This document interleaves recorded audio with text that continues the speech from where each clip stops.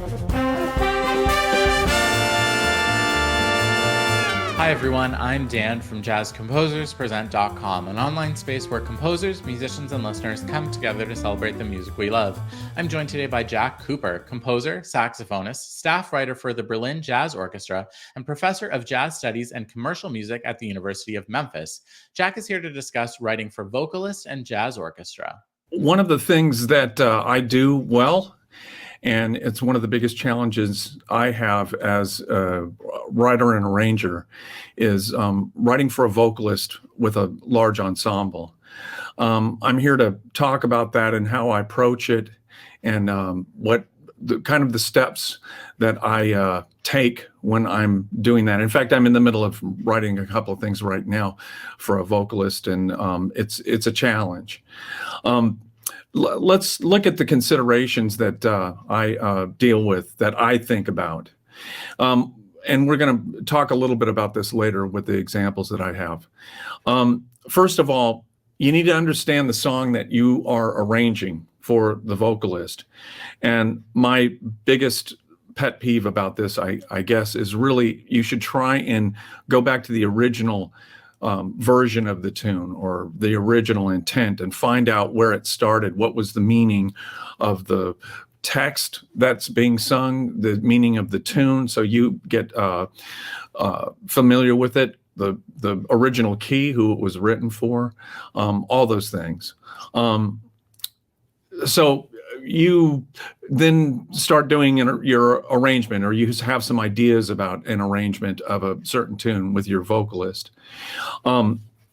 You have to start thinking about style, and you have to start thinking about tempo, and that's very important. We're going to talk about that also coming up.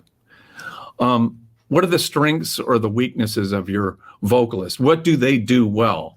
And this is always a real big thing for me, is that make them sound good. Make your vocalists sound good. Understand who they are and what they do well, and don't put them in places where it's going to be challenging for them. And we'll talk about that also. What instruments are you going to use to back up that vocalist? Are you going to use woodwinds in your big band? Are you going to use flugelhorns or trumpets? Are you going to use guitars, multiple guitars, a Stratocaster, or are you going to use an acoustic guitar? These are pretty important choices in terms of what you're going to be backing the vocalist with, what you're going to juxtapose your vocalist against. Some examples that I have there of what I think are great arrangements for big band and vocalist.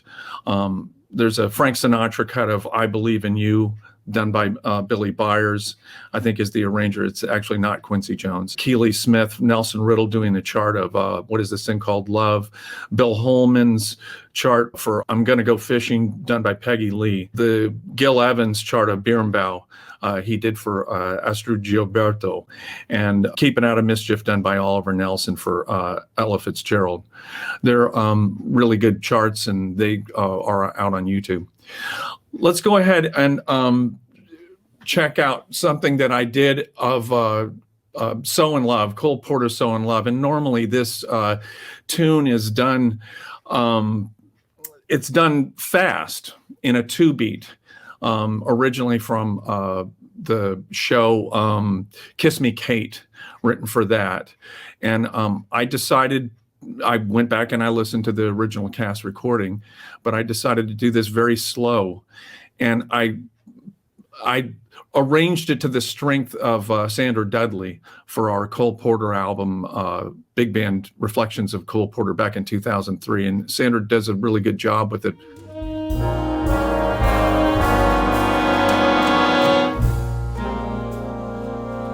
In love with the night, mysterious.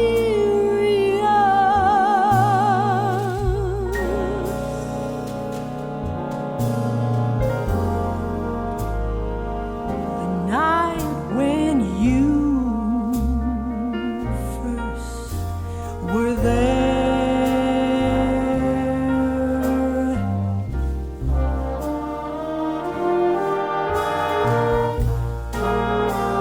In love with my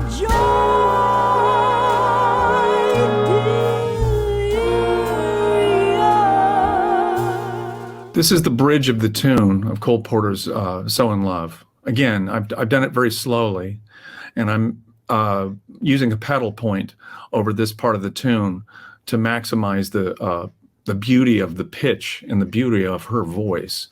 Boy, Sandra she has such a wonderful voice.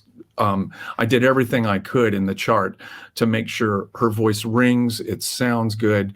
She gets to really be featured on this. I use the pedal points and the moving chords. I changed up the tune some in terms of substituting out some chords at that point. So it worked really quite well. But I was thinking a lot about Sandra and what she does or doesn't do well at this kind of a slow tempo and how romantic the tune is. So I wanted to really maximize all the possibilities of the tune and the possibilities of Sandra. That one I had a clear idea on.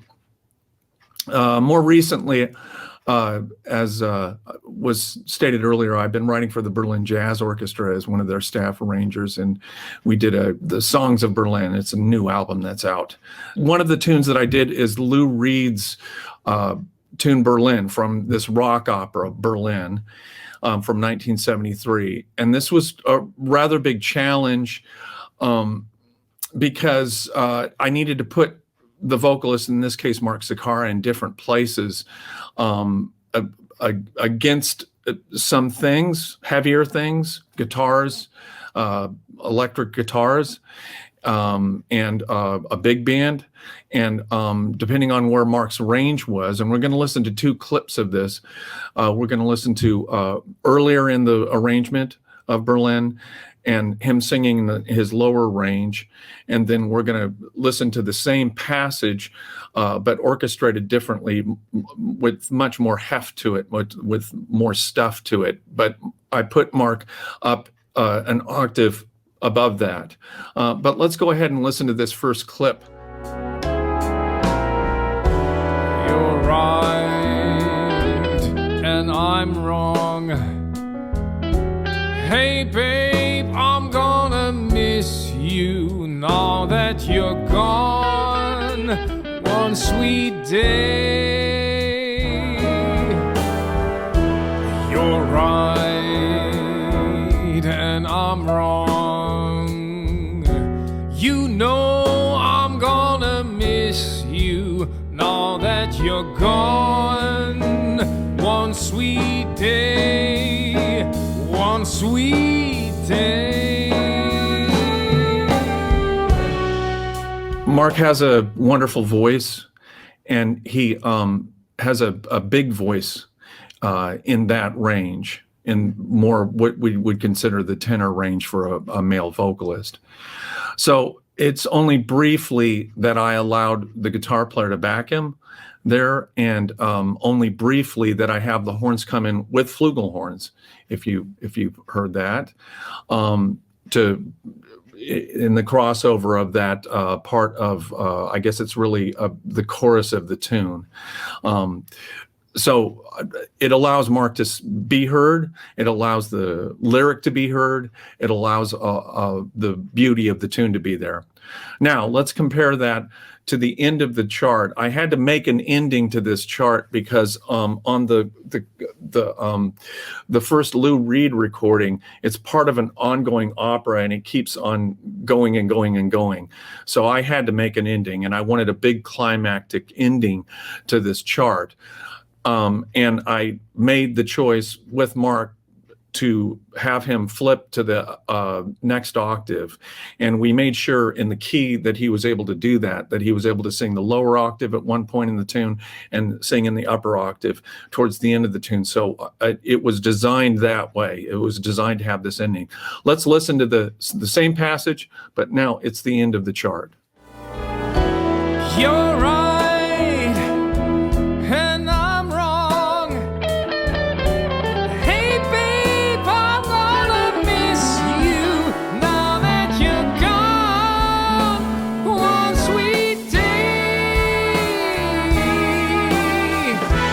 You're right, and I'm wrong.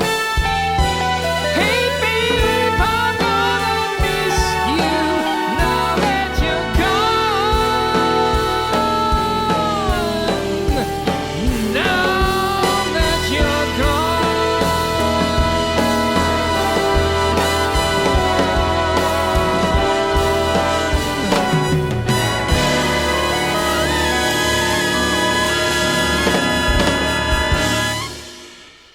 he would ask me, and all vocalists that I've worked with ask me, so what do you want it to sound like? Who do you want it to sound like, possibly? Give me a suggestion. And we talked about, especially the end part of that, it couldn't sound like Lou Reed. Lou Reed just didn't have a strong enough voice to do this kind of thing. He's just not that good a vocalist. He's more of a songwriter.